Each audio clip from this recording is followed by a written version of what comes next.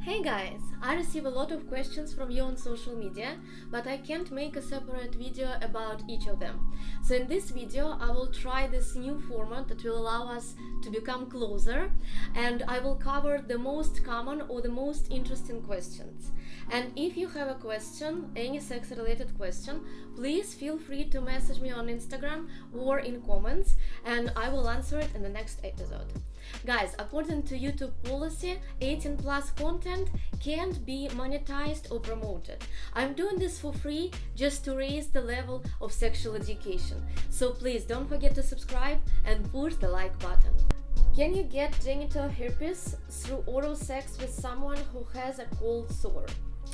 So cold sores don't carry the same stigma as genital herpes, but strains of the same herpes cause cold sores on the lips, face, chest, or even fingers, as well as blisters around genitals. So about 80% of American adults have oral herpes and 20% have genital herpes. But you can get either virus in either area through oral genital contact. Both types of herpes can be treated with antiviral medication, but neither is curable, unfortunately. How do you know if a woman has really orgasmed or if she is faking it? So every woman's body has some typical body responses at this time, and some general signals include contractions in your vagina, pelvic lifting or thrusting, increased heartbeat, twitching of muscles, curling of the toes or fingers, and moaning. So if you have any concerns, ask her to show you how she masturbates, to learn from her technique and see how her body reacts when she does it herself. And it's way easier to bring a woman to clitoral orgasm than vaginal. So maybe start with that, learn from her technique and check her orgasm response. Is there really such thing as female ejaculation or squirting? So ejaculation occurs when fluid is expelled from your urethral opening during orgasm. So not only guys can do that. And it doesn't smell like urine, it has no smell at all, and it tastes sweet. So ejaculate comes from the skin's glands over the female prostate on the front wall of the vagina. And the amount of ejaculate released can range from 0.3 milliliters up to 150 milliliters. So that's more than half of the cup. Cheers! And in another video we talk about squirting techniques, so please check it out. How to tell someone exactly what you want in bed without sounding like an asshole or a slut? So first of all, remember that sex is meant to feel good for you too. So if there is something your partner can do to make you come, you gotta say about it loudly. So the best way to tell your partner what you want in bed is to be direct, but also complimentary and kind. So you may want to avoid doing this right after sex because that's the moment when your partner feels extremely vulnerable. So you can integrate it in your build-up. Try to put everything you want in sexting, for example. So make it a part of the game, but don't complain because it's very easy to cause a performance anxiety. So start with something light, watch a porn video together or just make a suggestion, then talk about something else you would like to try and ask him if there is anything he has in mind. So it's a great way to have an open conversation about your sex life rather than just criticize. Why do guys get a morning wood? So your testosterone level is at its highest point right after you wake up.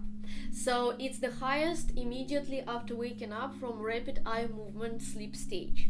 So the increase in this hormone alone may be enough to cause erection, even without any physical stimulation. That's what happens to teenagers a lot. So it's normal. And the next one, is it normal to pass gas during orgasm? Unfortunately, yes, it is.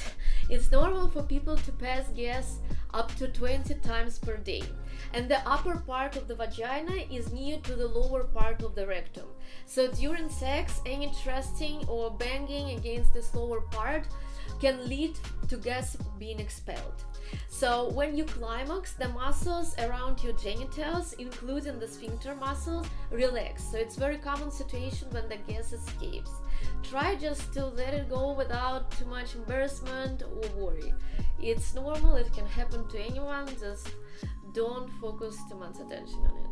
I've never had orgasm during intercourse. Is there something wrong with me? Nope.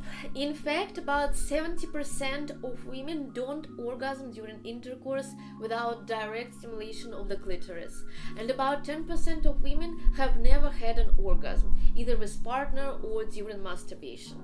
The common reasons are insufficient lubrication, slow blood flow in pelvic floor, lack of foreplay, fear to lose control, pain, and also how often you play with yourself can be an important factor in your ability to reach orgasm. And besides, there is a number of mental factors that contribute to ability to climax. And for women, orgasm is way more complicated and complex than for men. So your mental condition and your feelings towards your partner play an important role in your ability to have orgasm. In another video, we review all the common reasons. Maybe we'll find yours. And the next one, can anal sex give me hemorrhoids? Not as long as you are relaxed and enjoying it. So hemorrhoids can result from excess pressure around your anus, for example, straining to go to the bathroom. But when you use a good silicone-based lubricant and the penetration feels comfortable, there is no risk of anal sex causing hemorrhoids.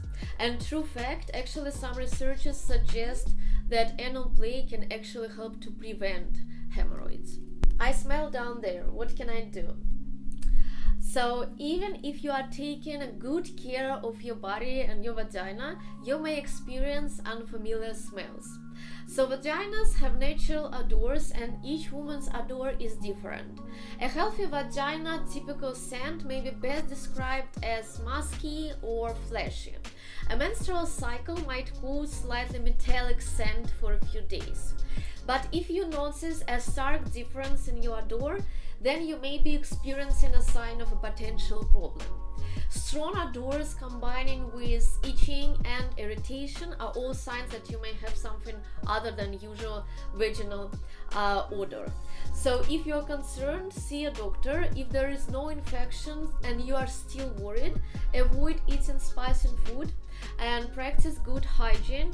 Bath the area between your legs. Change your underwear more often and consider a pH product. Alright, so that was our last question. Please feel free to message me on Instagram or in comments which questions you want me to answer in the next episode of this new format video. And thanks so much for watching, and I'll see you next time in Bed with Kate.